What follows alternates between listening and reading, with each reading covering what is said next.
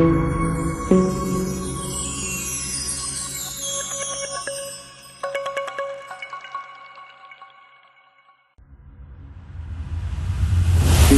graça e a paz do nosso Senhor e Salvador Jesus Cristo. Amém? Muito bem, vou pensar com os irmãos hoje à noite um pouquinho sobre por que nós devemos ter um ministério especial com surdos nas nossas igrejas. Quais os motivos? A gente vai discorrer então durante a mensagem 5 razões pelas quais nós devemos ter um trabalho com surdos nas nossas igrejas. Mas a título de introdução, só lembrando um pouquinho da história, acredito que muitos de vocês já leram isso, já ouviram, Thaís já compartilhou com vocês, mas somente relembrando, na antiguidade, na China, os surdos eram lançados ao mar. Gália, atual França, os gauleses então sacrificavam os surdos ao deus Teutates na época da festa do Agário. Em Esparta, na Grécia, os surdos eram rejeitados em praças públicas, em cerimônias de excomunhão, e então os surdos eram abandonados nas florestas para serem devorados pelas feras. Platão e Aristóteles, lá pelos idos de 380 a.C., entre 350, 380 e 390, eles diziam o seguinte: a linguagem é o que dá condição de humano ao indivíduo. Se não pode falar, não pode ouvir, é insano. Que coisa, não é? Mas ainda bem que veio depois o Sócrates, né? O Sócrates veio e disse aquela frase famosa que a gente lê na internet, lê nos livros, etc., mas que na verdade ele não falou essa frase. Essa frase, na verdade, é um resumo daquilo, de um discurso que ele disse em sua defesa. Mas as pessoas atribuem essa frase a ele.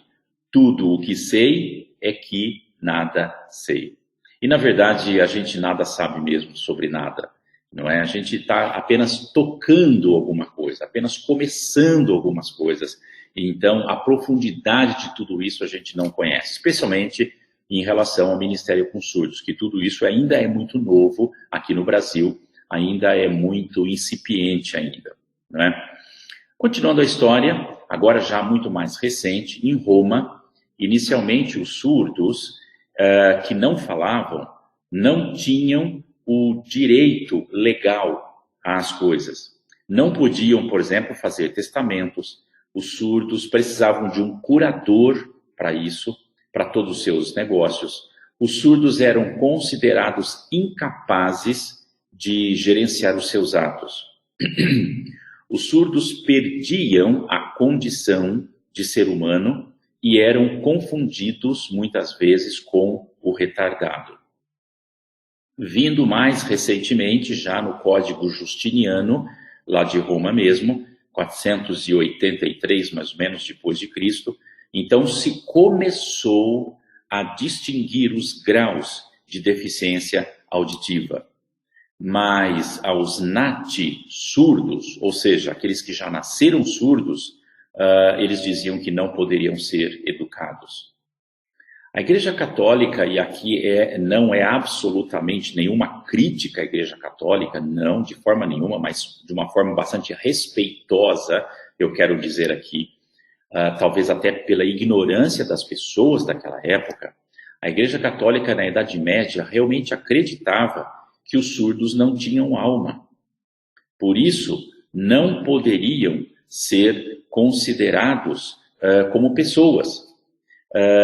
Esses cidadãos, por exemplo, não podiam falar os sacramentos. Então, se não podiam recitar os 7 sacramentos, eles então acreditava-se, né, a Igreja Católica acreditava que os surdos não tinham alma. No Brasil, o atual Código Civil, né, e os advogados aí que possam me ajudar, que eu não sou da área do direito, mas o próprio Código Civil admite que os surdos são parcialmente capazes, dependendo da dificuldade ou da facilidade de comunicação em alguma língua. Por exemplo, seja no português ou seja mesmo em libras. Um exemplo, se o surdo não consegue se comunicar em português, ou o surdo não se consegue comunicar em libras, por exemplo, os surdos são incapazes perante a nossa lei. Agora, irmãos, e na lei divina? O que é que a lei divina diz sobre os surdos? A gente consegue ler em Romanos capítulo 3, versículo 23, um texto que você já sabe de cor, que todos pecaram e destituídos estão da glória de Deus. Esse todos envolve também os surdos. Ou seja, os surdos estão inclusos na lei divina, na lei da condenação. Percebe? Por conta dos seus pecados. Cumpre a nós, então, que conhecemos a palavra de Deus, de levar o evangelho até os surdos. Né? Gallaudet era um pesquisador norte-americano que se dedicou a pesquisar sobre os surdos, pesquisar sobre a educação dos surdos, era um excelente educador na sua época, e conta-se então que este senhor, o Gallaudet, foi um dia de verão, foi a uma praça lá em Washington, D.C., nos Estados Unidos, foi a uma praça e ele via então crianças brincando. E de repente ele percebeu que uma garotinha brincava, mas brincava de uma forma diferente. Ele prestou mais atenção naquela garotinha e percebeu então que aquela garotinha era surda. Com o aval da mãe da garotinha que estava ali, então o Gallaudet se aproxima da garota e começa então a ensinar para a garota alguns sinais básicos das coisas que estavam ao redor ali, porque percebeu que a garotinha não sabia o American Sign Language, ou seja, a língua de sinais americana. Então ele disse, olha, isso é uma pedra, e fazia o sinal de pedra. Isso é uma flor, e fazia o sinal de flor. Isso é um banco, e fazia o sinal do banco. Isso é uma árvore, e fazia o sinal de árvore. Aqui nós temos um lago, e fazia o sinal de lago. E aqui nós temos um patinho, um ganso, e aí fazia o sinal do pato, do ganso, etc. De repente a menina percebe então as coisas, percebe os sinais, conseguiu entender então essas coisas, fica extasiada com aquilo, e ela pergunta então para o Gallaudet, e eu, quem sou? Eu sei que essa história não termina bem. Pensa, queridos, o surdo, por conta da sua falta de comunicação, perde até a sua própria identidade. Você já imaginou isso? Pensa sobre esse detalhe. Muito bem, então vamos entrar agora no nosso estudo propriamente dito. Não é? 5 razões pelas quais nós precisamos ter um ministério especial com surdos nas nossas igrejas. Queridos, a primeira razão é porque foi Deus quem criou o surdo. Foi Deus. Lá em Êxodo, capítulo 4, versículo 11, naquela conversa de Moisés com Deus ali no Monte Horebe, quando Deus o chama para libertar o povo de Israel que estava escravo lá no Egito, Moisés, naquela discussão, diz para Deus que ele não podia, etc. Ele refuta a ideia e tal. Então, ele diz também que ele era pesado de boca e pesado de língua, que ele não conseguia falar, não conseguia se expressar em público. Então, Deus disse assim para o Moisés, quem fez a boca do homem? Ou quem fez o mudo?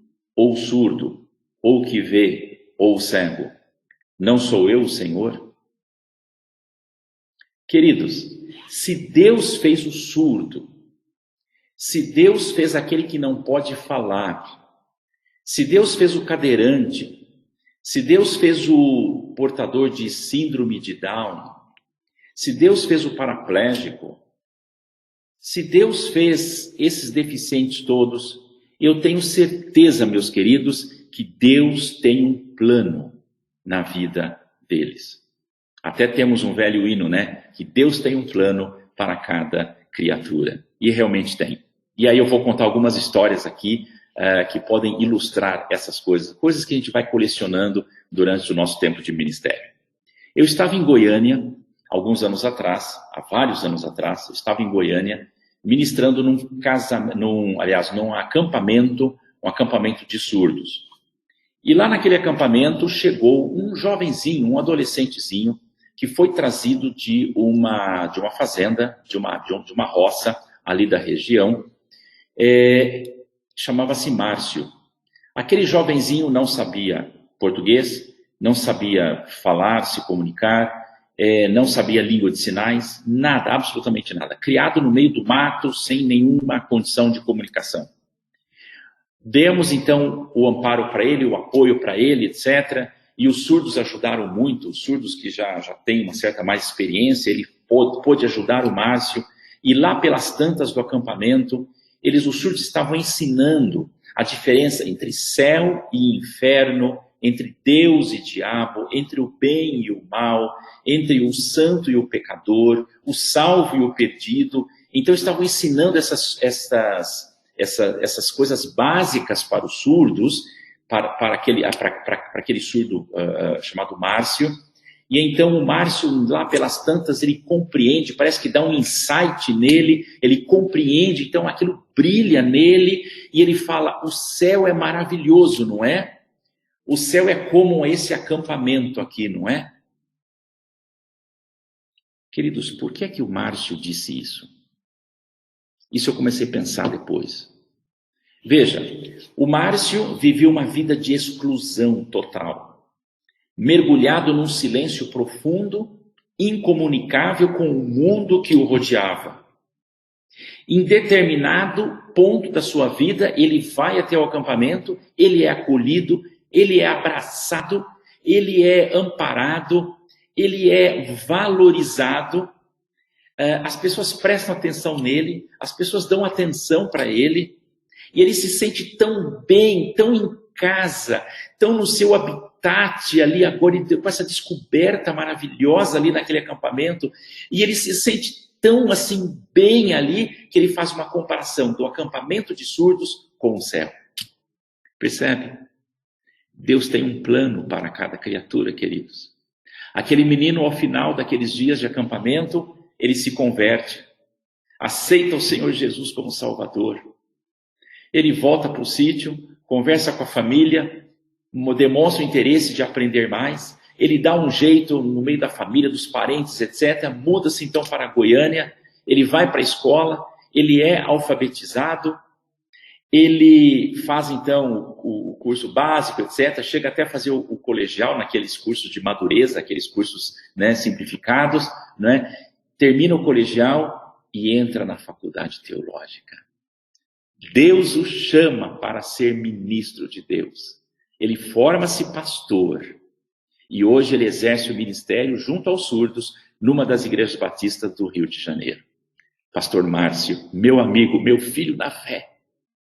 Queridos, pensa que bênção quando os sons de Jesus entraram na vida do Márcio, lá naquele acampamento. Quando os surdos que conheciam o Márcio se preocuparam com ele e trouxeram o Márcio, então, até aquele acampamento.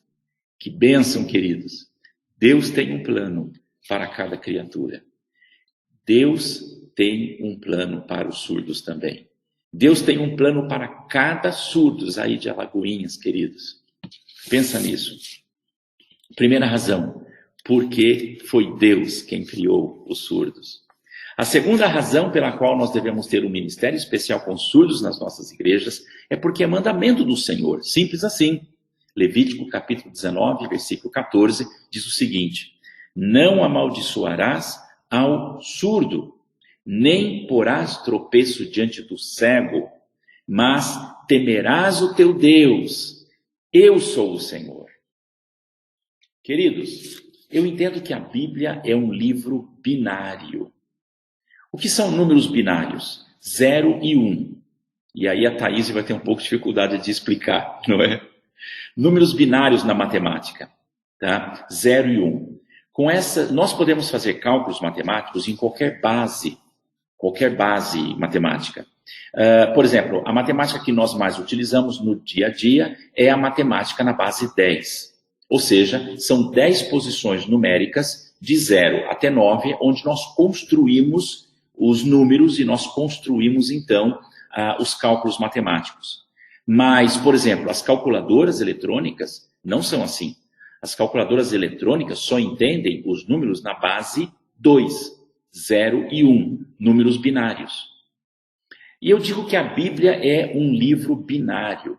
Mas você pergunta, como assim, pastor? Não entendi o que você quis dizer com isso. Eu explico. O que é uma eletrônica digital? A eletrônica digital é baseada nos números binários, 0 e 1. Ou seja, 0 quer dizer desligado. 1 quer dizer ligado. Ou seja, tem corrente, tem tensão, tem sinal, ou não tem corrente, não tem sinal.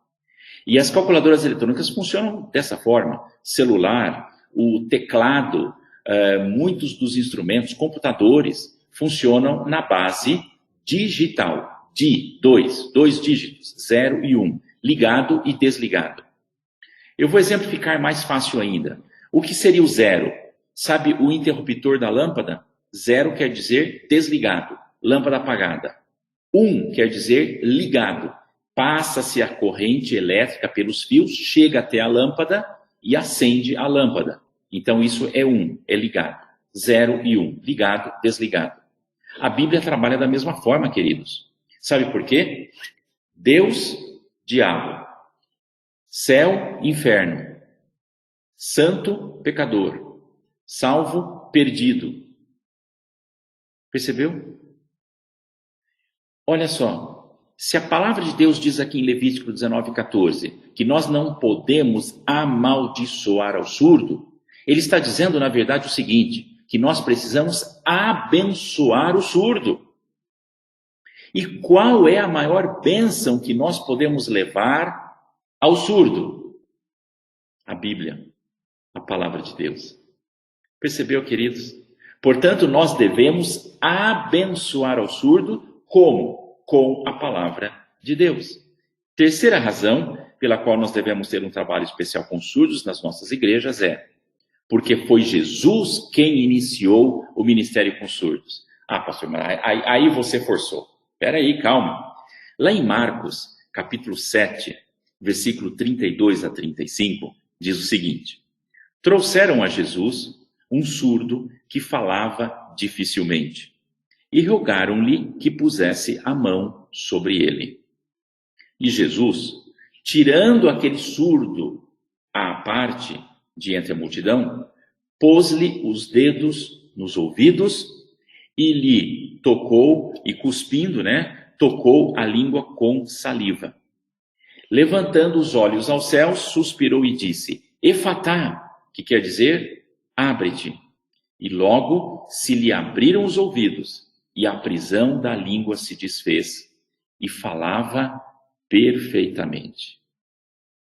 Pensa comigo, no versículo 33, diz a palavra de Deus que Jesus, tirando aquele surdo da multidão, colocando-o à parte, ministrou na vida daquele surdo, cuidou daquele surdo, fez aquele milagre. Olha só, queridos, esse é, pelo menos que eu me lembre, é o único lugar das Escrituras onde nós encontramos Jesus fazendo um milagre tão específico, tão em particular. Olha só, volta no Velho Testamento. Quando o povo estava saindo do Egito, indo então em direção a Canaã, eles chegaram ali diante do Mar Vermelho. Acuados pelo Mar Vermelho, com o exército egípcio atrás, eles clamaram, e Deus então disse a Moisés: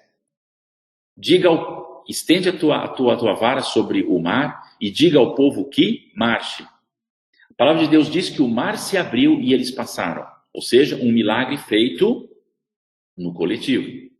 Depois, já do outro lado, caminharam 3 dias, faltou água. Moisés então feriu a rocha saiu água aos olhos de toda a multidão. E toda a multidão foi saciada a sua sede. Muitos e muitos e muitos milagres aconteceram no coletivo. Percebeu? Muito bem. E assim aconteceu com as codornizes, assim aconteceu com a cura sobre aquela praga das serpentes. Enfim, muitos e muitos e muitos milagres Deus foi fazendo lá no Velho Testamento. Quando chega no Novo Testamento, você conhece muito bem a história de Jesus. Jesus no meio de uma multidão, apertado pelas pessoas, de repente uma mulher chega por trás dele, toca na orla do seu vestido, do seu manto, e então sai virtude de Jesus e aquela mulher é curada. Ou seja, no meio da multidão, Jesus fazia as coisas. Depois de Jesus ter pregado, por exemplo, um dia todo, Jesus sabia que o povo estava com fome, e então Jesus reparte pães e peixes, multiplica isso e alimenta 5.000 homens, mais mulheres e crianças, mais ou menos 15.000 pessoas. Percebe? Milagres sempre sendo feitos no coletivo. Mas aqui, especificamente nesse texto, com o surdo, Jesus age diferente. Jesus tira esse surdo da multidão e ministra diretamente no coração dele. É por isso que eu digo que aqui Jesus nos dá o exemplo de ministério com surdos para que nós possamos fazer da mesma forma. Ou seja, não dá para trabalhar com os surdos no coletivo, no geral, no meio de todo mundo. Porque conforme nós vamos ver já já, a língua do surdo é diferente, a cultura do surdo é diferente, o raciocínio do surdo é diferente, tudo é diferente com os surdos. Então a forma de trabalhar com surdos não dá para ser mesclado no meio da multidão. Mas Jesus aqui, queridos, nos dá o exemplo para que nós sigamos as suas pisadas. Quarta razão pela qual nós devemos ter o trabalho com surdos, e aqui nessa quarta razão eu divido em três subpontos. Primeira coisa, a língua dos surdos. A língua dos surdos não é o português, no caso de Brasil, mas é Libras, língua brasileira de sinais. É uma outra língua com a sua estrutura própria, com a sua gramática própria, com o seu jeito de ser próprio. Por exemplo, em português, você sabe, a estrutura normal de uma frase é sujeito, verbo e predicado, não é isso? Então, por exemplo, eu gosto de pizza. Eu, sujeito, gosto, verbo. De pizza é o predicado, que no nosso caso aqui é o objeto indireto, porque é de pizza, tem uma preposição aí. Como é que ficaria isso na língua de sinais? Eu, pizza, gostar. Percebe? Então é sujeito, predicado e verbo. A estrutura é o contrário na língua de sinais, não é?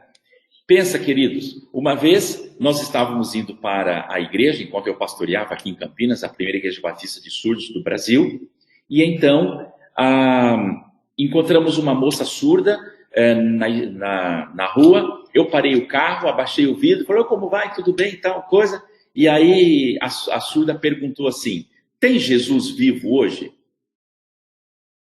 E eu disse sim, às 14h30. O que é que aquela surda na verdade perguntou? Se tinha culto hoje. Tem Jesus vivo hoje? Percebeu? Uma língua totalmente diferente, uma estrutura totalmente diferente, e então a gente precisa compreender isso. Eu acabei de mencionar agora a primeira igreja batista de surdos do Brasil. Eu quero fazer um parênteses aqui e contar um pouquinho da história do Ministério com Surdos no Brasil. E essa história, pelo menos no meu caso, se confunde bastante com a minha vida. E eu vou contar. Vamos voltar então, muitos anos atrás. Eu era adolescente e o pastor da igreja onde eu era membro, Igreja Batista Regular de Campinas, o pastor era um pastor americano, pastor John Peterson. E o sinal dele é assim, pastor John Peterson. Yeah. Pastor John Peterson sempre conversava com meu pai era o vice-presidente da igreja, e então ele perguntava, naquele sotaque norte-americano, né, ele dizia assim, irmão, nós precisamos começar uma trabalho com surdos aqui em Brasil.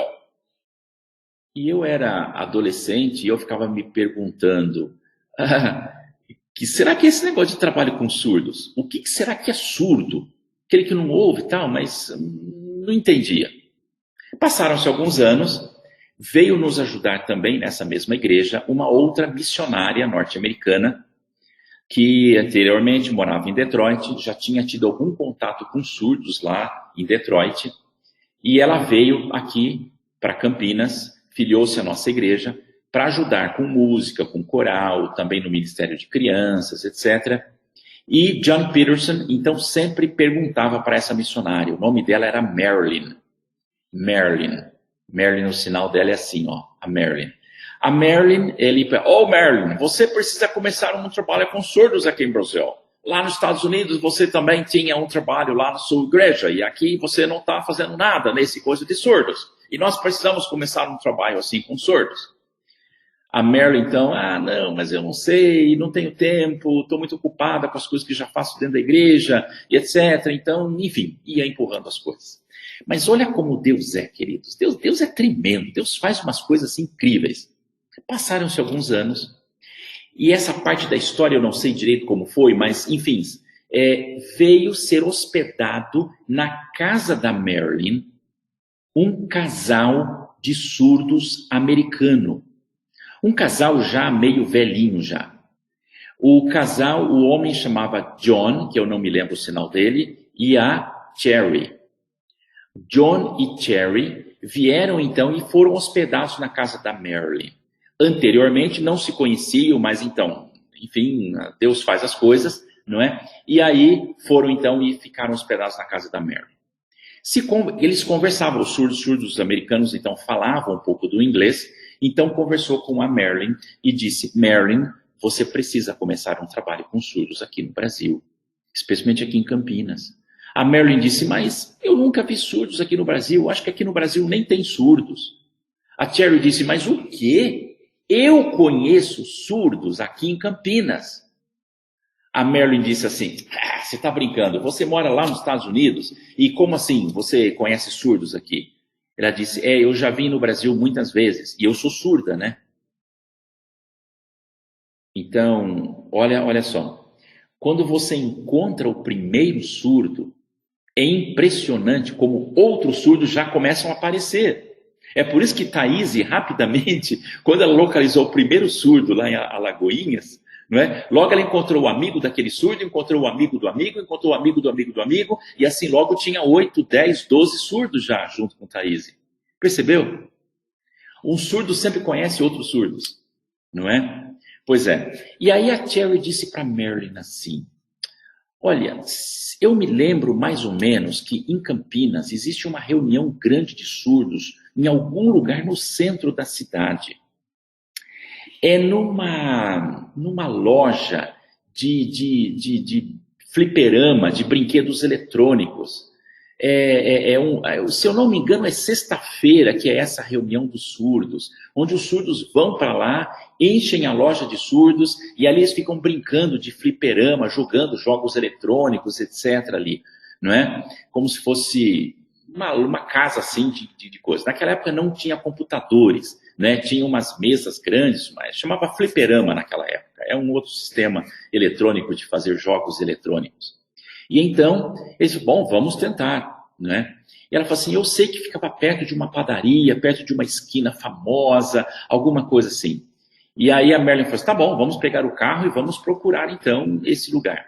Foram e procuraram pelo centro de Campinas na sexta-feira à noite, e então se informaram algumas coisas com polícia municipal, etc. ali, indicaram para eles e eles chegaram lá naquele lugar. Estacionaram o carro ali próximo, e então, chegando naquele lugar, eles viram a loja lotada de surdos, a calçada toda cheia de surdos, metade da rua tomada com surdos, todo batendo papo ali, quer dizer, batendo mão, né?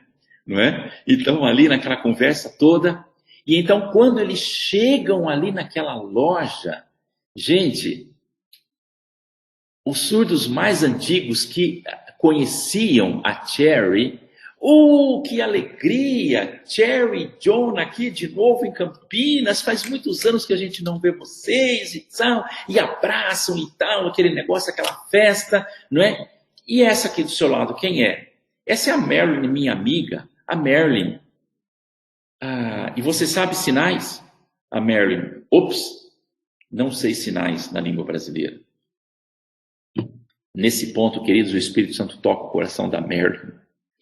E ela sente um desejo tão forte, então, de atender a esse chamado de Deus, que Deus já tinha até falado com John, o pastor John, pastor da igreja, não é? E eles voltam para casa inflamados com esse chamado de Deus, e ela senta na máquina de escrever, porque não tinha computador naquela época, e ela escreve quase 100 cartas, pedindo ajuda para os Estados Unidos. Na época não tinha e-mail, não tinha WhatsApp, não tinha essas coisas que nós temos hoje. Precisava fazer cartas e pôr selo mesmo, pôr no correio e mandar essas cartas, então. Quase 100 cartas ela mandou para pessoas, para igrejas, para missões lá nos Estados Unidos, pedindo ajuda para a implantação do Ministério com Surdos aqui no Brasil. Querido, somente uma única carta foi atendida. Um missionário norte-americano que morava naquela época no estado do Tennessee, numa cidade chamada Murfreesboro. Esse missionário chamado Don Cabot, sinal dele, Thaís, é assim, ó, Don Cabot. Don Cabot responde essa carta e disse: eu posso ir para o Brasil. Você só me arruma um lugar para comer e uma casa para eu, aliás, um lugar para eu dormir e uma casa para eu comer, e eu me viro com o resto. Ok, tá bom, combinaram. E esse Don Cabot, então, veio para o Brasil. Era meados de dezembro do ano 1978. 78, meados de dezembro. Ele vem para o Brasil, queridos, pasmem, não sabia uma palavra em português, não sabia um sinal na língua brasileira de sinais, nada. Ele encontra rapidamente surdos aqui em Campinas. Ele aprende a língua de sinais em 2 semanas. Ele aprende a língua de sinais brasileira, 2 semanas. Convida esses surdos para a igreja. E olha só, no último domingo de dezembro do ano 1978, haviam 8 surdos lá na igreja, a Igreja Batista Regular de Campinas, onde eu era membro. E eu era jovem, tinha 18 anos naquela época. O culto começa. E como é que faz agora para interpretar para os surdos? Olha que luta. Quem falava no púlpito, o pastor lá falando no púlpito, a Marilyn sentada ao lado do Don Cabot, ouvia em português e falava em inglês no ouvido dele. E ele então interpretava na língua brasileira de sinais. Pasmem. Foi um verdadeiro Pentecoste naquele domingo de manhã. O verdadeiro Pentecoste. Cada um os ouvia falar na sua própria língua. Amém ou não? Percebe? Queridos, que bênção. Chega um ponto que o pastor da nossa igreja, o pastor John Peterson, pede então para o Don Cabot pregar. Don Cabot vai ao púlpito, pega o microfone, pastor John então com outro microfone, e ele lá com o microfone posto no pedestal, então ele começa a pregar em inglês, falando em inglês e fazendo sinais em português, ao mesmo tempo. Imagina que loucura! E o pastor John do lado dele interpretando, não é, para o português, para a igreja poder saber o que estava acontecendo. Entendeu? E a mensagem foi fluindo. No final da mensagem, Don Cabot fala uma frase, queridos, que tocou meu coração. Você que está sentado aí poderá ser o responsável diante de Deus por uma alma surda ir para o inferno. Essa palavra me tocou. E eu senti aquele toque do Espírito Santo na minha vida. E eu disse para Deus, de jeito nenhum, Senhor. Eu não, de forma nenhuma. E agora eu vou abrir um parênteses aqui para explicar por quê. Eu vinha fazendo um tratamento psiquiátrico já de 4 anos. Eu era extremamente gago. Por conta disso, muito tímido. E, meus irmãos, eu já tinha percebido ali naquele culto que precisava uma certa desenvoltura para poder falar com surdos. Não podia ser tímido como eu, todo depressivo, todo cheio de traumas, de neuras. Não podia ser como eu. Eu era uma carta fora do baralho para o ministério de surdos. Percebe? Então eu disse para Deus, não, Deus, se o Senhor nunca se enganou, o Senhor se enganou hoje, sabia? O Senhor chamou a pessoa errada. Eu não tenho a menor condições de trabalhar com surdos. Apesar que a minha vida está aqui, eu gostaria de fazer a tua vontade, mas não tenho condições. E então Deus me respondeu, naquela voz que você sabe quando Deus fala com você. Deus disse assim, se eu estou te chamando, é porque eu vou te dar condições para isso. Queridos, você já percebeu, né? Deus me curou da gagueira, Deus me curou dos meus traumas, das minhas neuras, da minha depressão, miraculosamente. Em 3 meses, eu estava dando aula em Libras, na classe de Escola Bíblica Dominical que nós montamos para os surdos lá na nossa igreja. Não havia curso de Libras, não havia sequer uma única apostila de língua de sinais. As escolas, inclusive, nas escolas era proibido a Libras, era o oralismo puro. Os surdos eram colocados as mãos para trás e os surdos não podiam fazer sinais, eles só deveriam falar só, era proibido Libras. Portanto, não havia um curso de Libras naquela época. Então, eu, juntamente com a Marilyn, nós aprendemos a Libra junto com os surdos para que a coisa pudesse caminhar. Olha só, isso foi no domingo, lembra? Último domingo de dezembro de ano 1978. Naquela segunda-feira, John Peterson, Marilyn e Don Cabot levam 35 surdos para o acampamento batista da cidade de Sumaré, aqui do ladinho de Campinas. 35 surdos. Uma semana de acampamento. No sábado era feita a mensagem de apelo. Mais da metade daqueles surdos aceitaram o Senhor Jesus como Salvador. Queridos, isso me emociona até hoje. Já fazem 42 anos atrás. E até hoje, quando eu conto essa história, isso me emociona, me enche o coração de alegria. De poder saber, meus irmãos, que foi a primeira vez na história do Brasil que os sons de Jesus entraram no mundo do silêncio. Foi maravilhoso poder ver aqueles surdos agora alegres, louvando a Deus, porque finalmente Deus os alcançou. Agora eles tinham a seu passe para ir para o céu, agora eles estavam salvos, agora eles estavam regenerados, agora eles podiam então ter a certeza da sua salvação, agora eles podiam comunicar o evangelho para outros tantos surdos. E o trabalho foi crescendo, queridos. Logo o trabalho chega a 10, a 20, a 30, 40 surdos, 50 surdos. Resolvemos então levar esses surdos para o centro da cidade de Campinas, onde nós fundamos a primeira igreja batista de surdos do Brasil. E ali então eu fui pastorear aquela igreja com a graça do meu Deus. Que experiência, queridos, que coisa maravilhosa poder servir ao meu Deus. Realmente de todo o coração, poder dedicar a minha vida para esse ministério.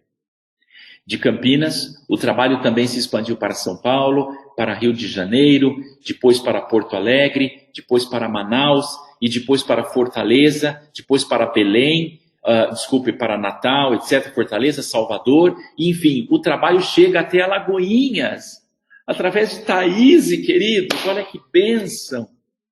Como o evangelho se espalhou pelo Brasil. Hoje nós temos já em todas as capitais brasileiras, nós temos igrejas que trabalham com surdos.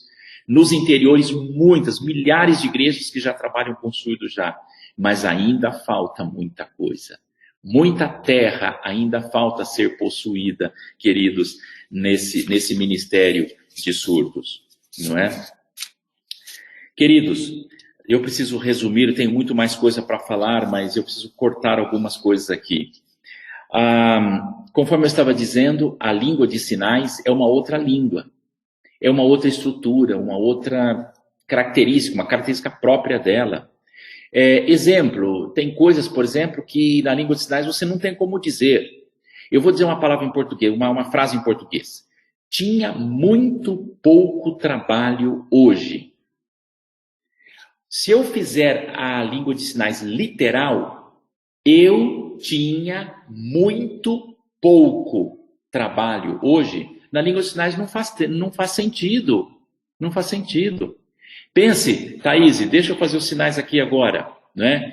Eu tinha muito pouco trabalho hoje. Não combina. Como? Muito. Pouco? Como assim? Não dá. Agora a Thaís continua. Percebe? Por exemplo, eu estava bem mal de saúde.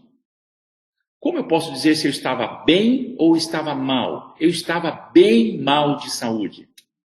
Percebe? Não dá para fazer literalmente isso na língua de sinais. Porque essa palavra muito, a palavra bem, são advérbios de intensidade.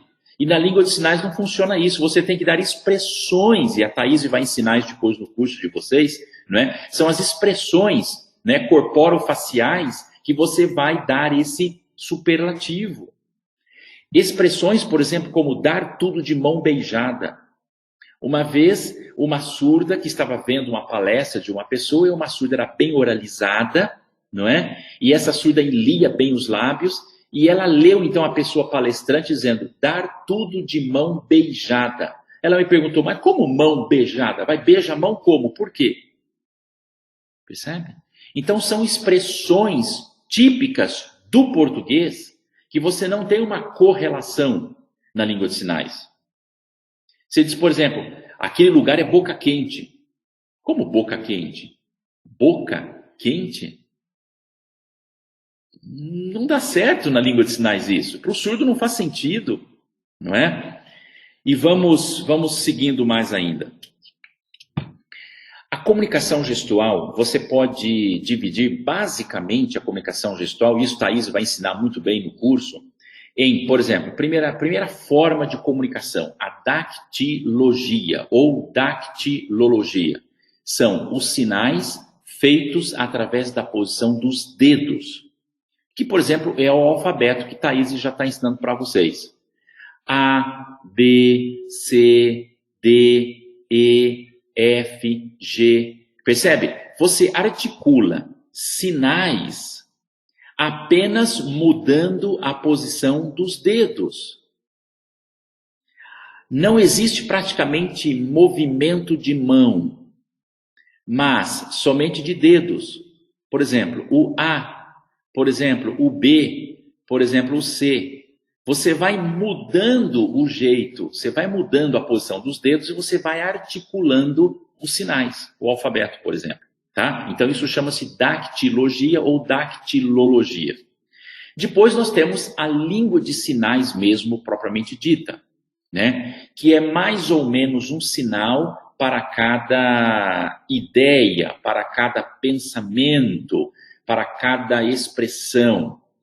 De novo, gente, a língua de sinais não traduz palavras. Não traduz palavras a língua de sinais. A língua de sinais traduz ideias, pensamentos. E eu vou dar exemplo aqui. Thaís, faz o sinal de homem. Homem. Isso não é uma palavra. Isso é uma ideia. A ideia de alguém que tem barba, indicando a figura masculina. Thaís faz, por exemplo, o sinal de criança, não é? Criança. Ou seja, aquela escadinha, vai crescendo. Não é isso?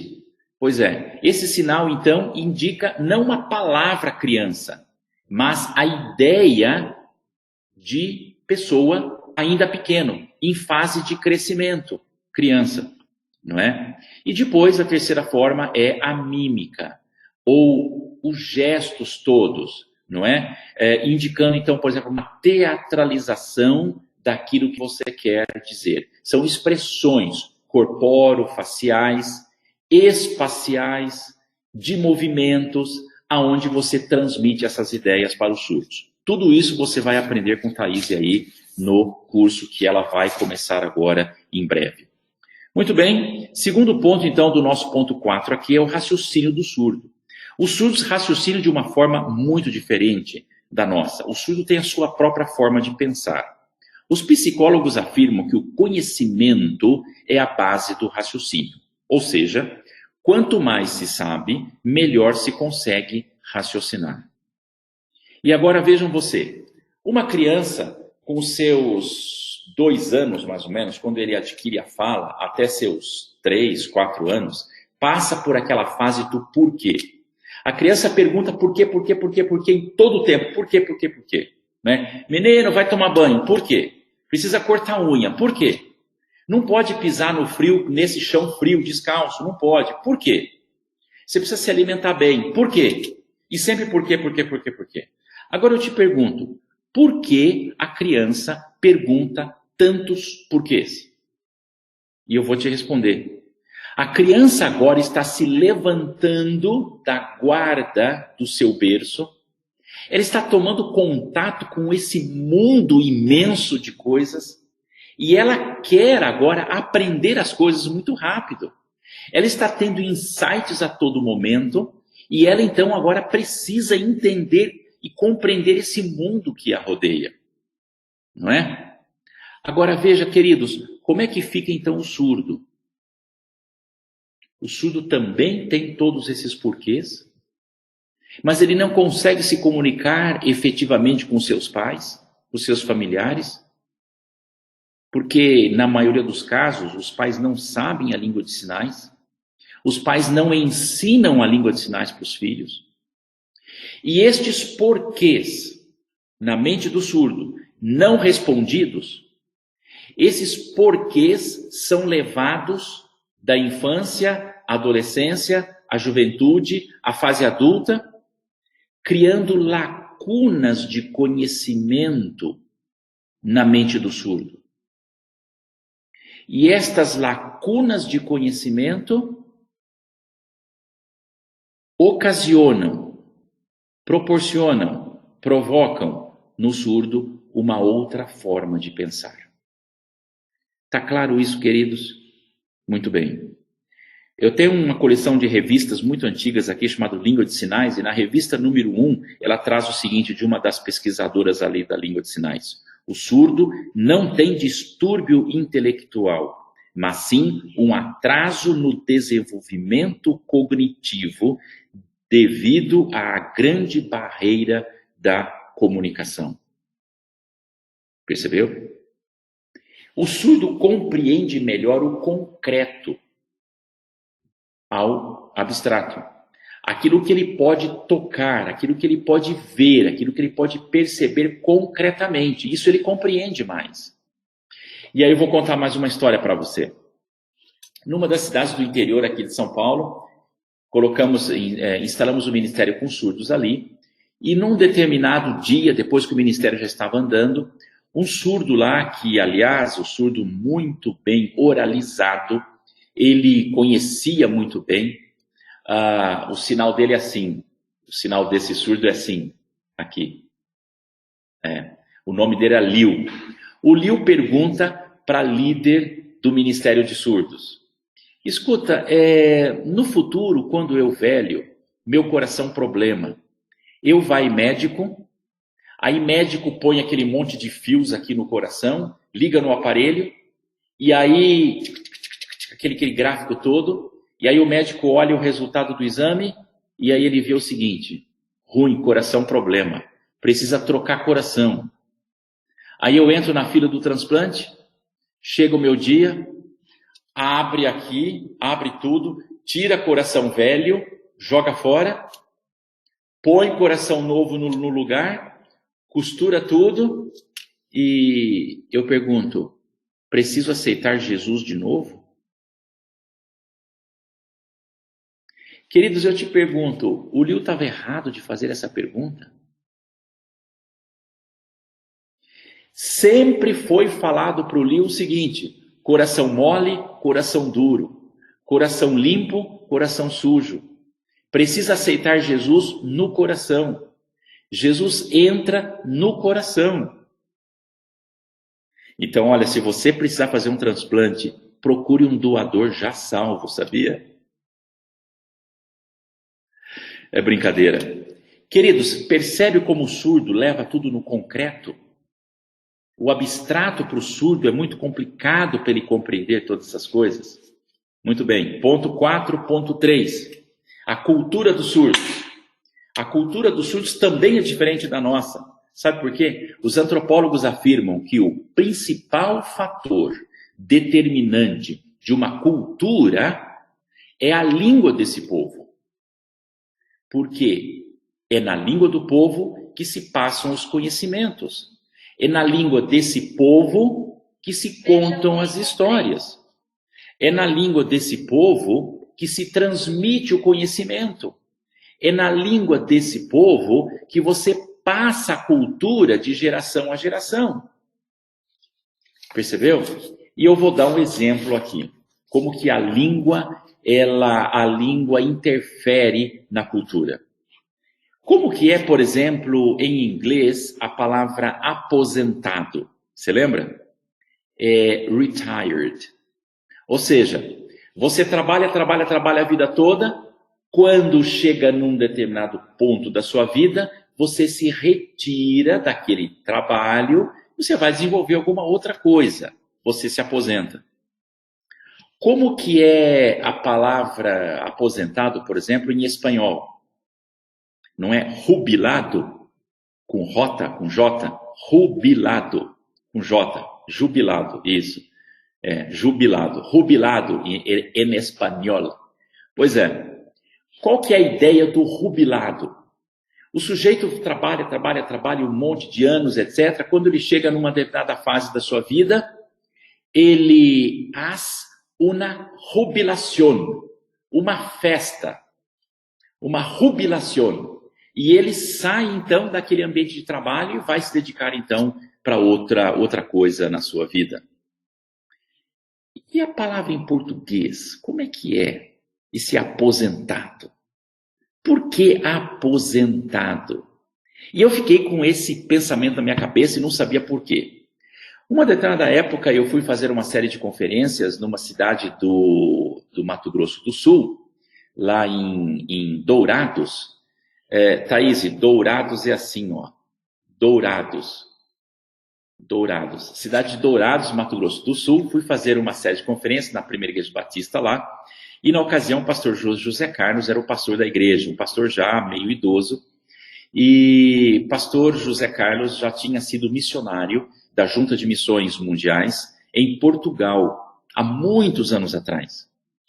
E ele disse então que lá no passado, especialmente nos interiores, onde a cultura portuguesa, a cultura lusitana é mais acirrada, o aposentado literalmente veste um pijama, entra no aposento e espera a morte. O máximo que um aposentado faz naquela cultura antiga lá de Portugal era ir até a praça e jogar cartas. Só o aposentado realmente não fazia mais nada, absolutamente. Aposentado. Entra no aposento e espera a morte.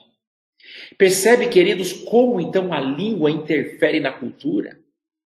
Ora, vejam só, se os surdos têm uma outra língua, é claro que os surdos têm uma outra cultura. Percebeu? Então, junta essas coisas agora. Os surdos têm um outro tipo de raciocínio. Os surdos têm um outro tipo de língua. E os surdos têm um outro tipo de cultura. São 3 fatores que determinam uma etnia, ou pelo menos uma subetnia dentro da nossa etnia. Ou seja, os surdos agora são um povo de uma outra cultura dentro da nossa cultura. Entendeu, queridos? É por isso que nós precisamos levar o evangelho especificamente para os surdos, respeitando essas 3 coisas, respeitando o seu raciocínio, respeitando a sua língua e respeitando a sua cultura. Quinto e último ponto, dentro da nossa reflexão hoje à noite. Por que nós devemos ter um ministério especial com surdos nas nossas igrejas? Por causa do exemplo dado por Jesus. Filipenses, capítulo 2, versículos 5 a 11, nos traz aqui, queridos, uma reflexão maravilhosa. Haja em vós o mesmo sentimento que houve também em Cristo Jesus, que, sendo em forma de Deus, não teve por usurpação o ser igual a Deus, mas esvaziou-se a si mesmo, tomando a forma de servo, fazendo-se semelhante aos homens, e achado na forma de homem, humilhou-se a si mesmo, obediente até a morte, e morte de cruz. Por isso, Deus também o exaltou soberanamente, e lhe deu um nome que é sobre todo o nome. Por quê? Ao nome de Jesus, dobre todo o joelho dos que estão nos céus, na terra e debaixo da terra. E toda língua confesse que Jesus Cristo é o Senhor, para a glória de Deus. Nós vemos, meus amados irmãos, nesse texto, um esvaziamento da pessoa de Jesus. Ou seja, ele lá no céu, naquela glória toda, ele se esvaziou de tudo isso e ele chegou a ser homem, servo e maldito, morrendo na cruz por mim. Queridos, pensa comigo lá em Êxodo, capítulo 19, exatamente antes de Deus dar a lei, as tábuas da lei, ali para Moisés. Quando nós lemos aquele texto, queridos, é algo tremendo. Deus pisa sobre o Monte Sinai, e o Monte Sinai, aquele maciço todo de granito, o Monte Sinai não suporta a presença de Deus. O monte treme, saem raios, relâmpagos, trovões, fumaça, etc. Aquela coisa, um rugido todo. O monte não suporta a presença de Deus ali sobre o monte. Agora, pensa quando Maria ficou grávida de Jesus. A palavra de Deus diz que o Espírito Santo entraria nela e a fecundaria. Se esse Deus Todo-Poderoso entrasse em toda essa sua glória, ou tentasse entrar na Maria com toda essa glória, pensa, a Maria seria vaporizada instantaneamente, toda a sua casa pegaria fogo, a sua vila, a sua aldeia ali ficaria em chamas imediatamente, não suportaria, meus queridos, essa glória, esse poder, essa majestade toda de Deus sendo manifestado daquela forma. É por isso que o texto aqui diz que Jesus se esvaziou da sua glória, assumindo a forma de homem, servo e maldito e condenado por mim e por você. Ele precisou fazer isso. Jesus aqui, meus queridos, nos dá o exemplo para que nós façamos o mesmo no ministério com surdos. Nós precisamos nos adaptar à cultura, ao jeito, à língua, à forma como o surdo compreende as coisas, para que nós possamos lhes transmitir o evangelho de salvação em Cristo Jesus. Concluindo, queridos, o nosso pensamento desta noite. O pastor acabou de dizer que nós temos 11 milhões de surdos no Brasil. Eu te pergunto o seguinte, façamos uma comparação com os índios agora. No Brasil existem cerca de mais ou menos 350 tribos indígenas. Mais ou menos 250 mil índios que moram nas tribos. E essa população tem diminuído, inclusive, ano a ano, por conta da civilização e essa coisa toda. Agora eu te pergunto, quantos missionários para índios vocês já viram passar pelas igrejas de vocês? Eu acredito que vários. Quantas missões trabalham e levantam recursos e enviam missionários para trabalhar entre os índios brasileiros? Eu imagino que você conhece pelo menos 2 ou 3 missões que se preocupam com missionários, preparam missionários, etc., para ir para os campos missionários.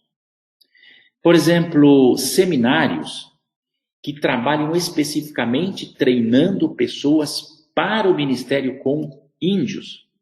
Eu conheço pelo menos 2 aqui no Brasil, que trabalham a cultura, que trabalham esse conhecimento todo dessas civilizações indígenas. Agora, são 250 mil índios, não é?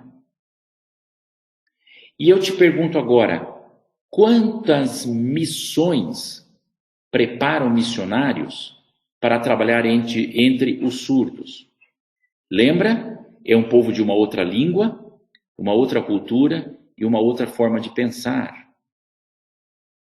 Quantos pastores e missionários você conhece que realmente são dedicados para o ministério de missões com surdos?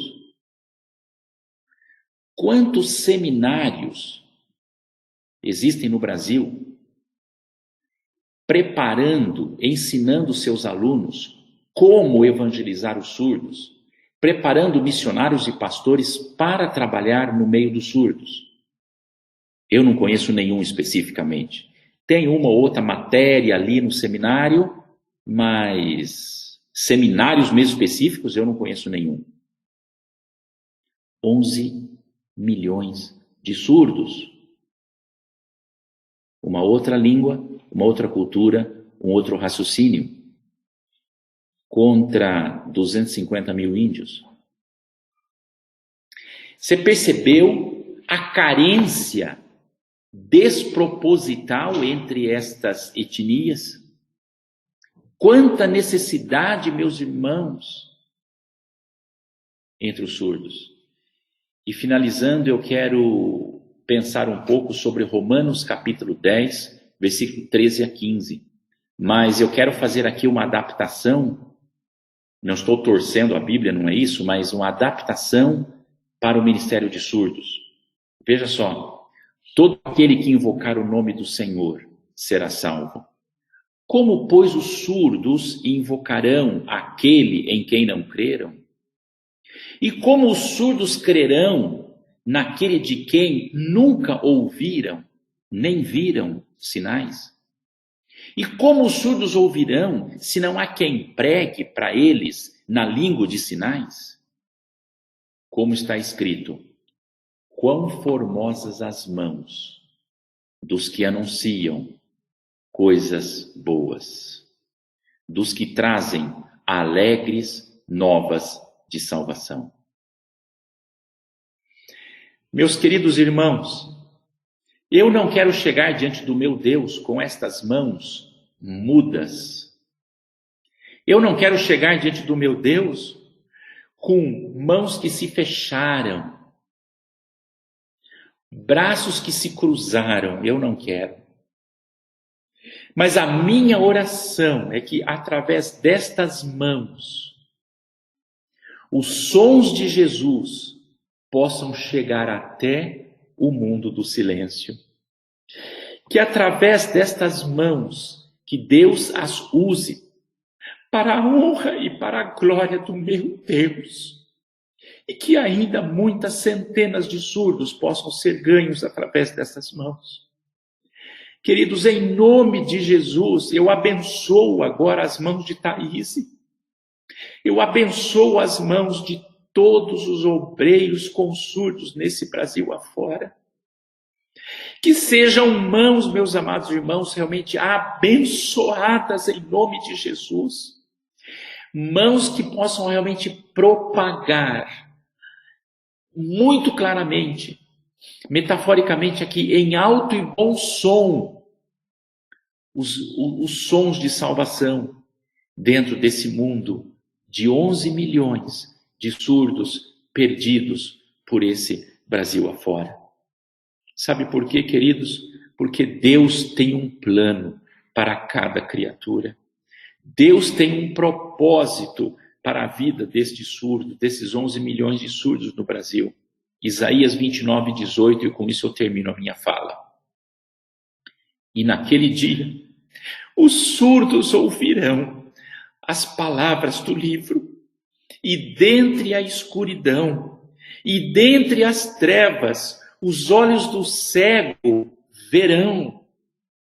Isaías 35, 5 diz o seguinte: e os olhos dos cegos serão abertos, e os ouvidos dos surdos serão abertos.